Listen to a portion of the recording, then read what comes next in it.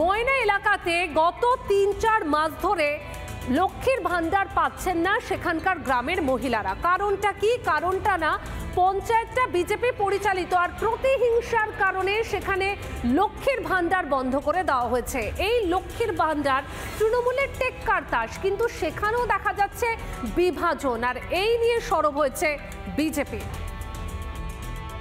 আপনি কি লক্ষ্মী ভান্ডার পাচ্ছেন না? কেন? আমরা বিজেপি করে বলে আমাদেরকে দেয়নি 3 মাস। আমরা বিজেপি করে বলে আমাদেরকে দেয়নি।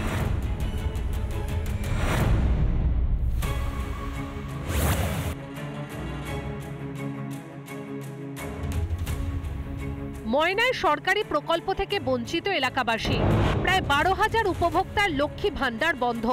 গত 3-4 মাস ধরে লক্ষ্মীর ভান্ডার না মেলার অভিযোগ। লক্ষ্মীর ভান্ডার টাকা ঢুকেছে না। কতদিন ঢুকেনি? হ্যাঁ, 3-4 মাস হয়েছে। অ্যাকাউন্ট চেক করেছেন? হ্যাঁ। টাকা ঢুকেনি? না। এই মহিলারা সকলেই ময়না ব্লকের বাগচা গ্রাম পঞ্চায়েত ও গজিনা গ্রাম পঞ্চায়েত এলাকার বাসিন্দা। এই দুটি গ্রাম পঞ্চায়েত বিজেপির দখলে, তাই ইচ্ছাকৃতভাবে এই বঞ্চনা করা হচ্ছে বলে অভিযোগ দায়ের পদ্ম শিবিরের। আমরা যখন ইনকোয়ারিবারে খবর করে দেখলাম যে বাগচা এবং গজিনা অঞ্চল, যেগুলো বিজেপি জয়লাভ করে সেখানে প্রধান আছে, সেখানে দুটো অঞ্চলে একদমই ঢোকেনি এবং আমাদের ময়নার আর বাকি 9টি অঞ্চলের প্রায় 3,000-এর মতো ঢোকেনি। এখন আমাদের কাছে লিখিত অভিযোগ দায়ের করা হয়েছে।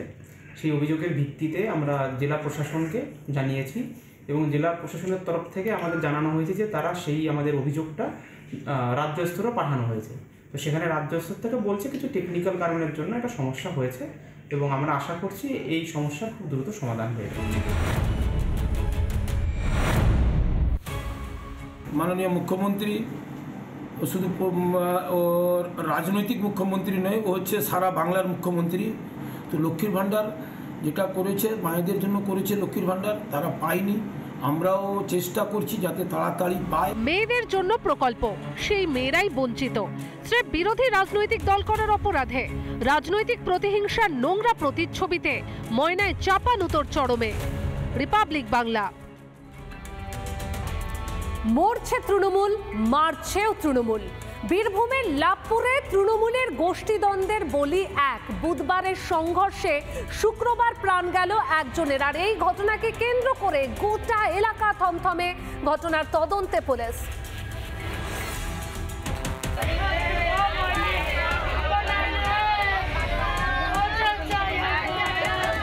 বীরভূম মানে শাসকের সংসারে অশান্তি। এবার গোষ্ঠী দ্বন্দ্বের জেরে প্রাণ গেল লাভপুরের কুসুমগড়িয়া গ্রামে।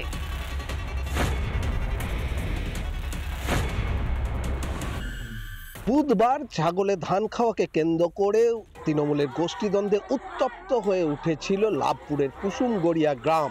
দুপক্ষের কার্যত খণ্ডযুদ্ধে আহত হয়েছিলেন বেশ কয়েকজন, তার মধ্যে একজনের মৃত্যু হয়েছে গতকাল রাতে।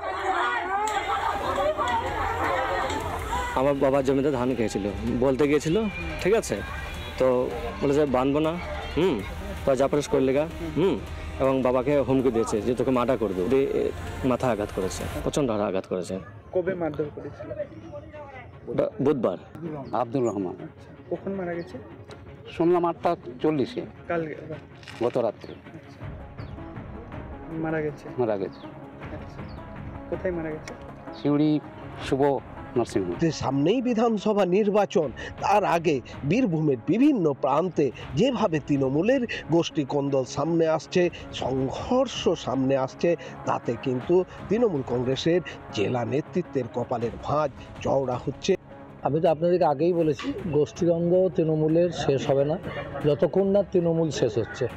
এই কুসুমগড়িয়া ঘটনা কিছুই নয়, আগামী বিধানসভা নির্বাচনে প্রার্থী হওয়াকে কেন্দ্র করে এই গোষ্ঠীর লড়াই। ইতিমধ্যে লাভপুর থানার পুলিশ উপপ্রধান সহ 2জনকে গ্রেপ্তার করেছে। তাদের নিজেদের হেফাজতে নিয়ে জিজ্ঞাসাবাদও করছে বলে পুলিশ সূত্রে জানা যাচ্ছে। বীরভূম থেকে মনোরঞ্জন চট্টোপাধ্যায়, রিপাবলিক বাংলা। নানা ধরনের কন্টেন্ট দেখার জন্য লাইক করুন, শেয়ার করুন আমাদের ফেসবুক পেজ, সাবস্ক্রাইব করুন আমাদের ইউটিউব চ্যানেল। পাশাপাশি অন্যান্য ব্রেকিং নিউজের জন্য অবশ্যই চোখ রাখুন রিপাবলিক বাংলায়।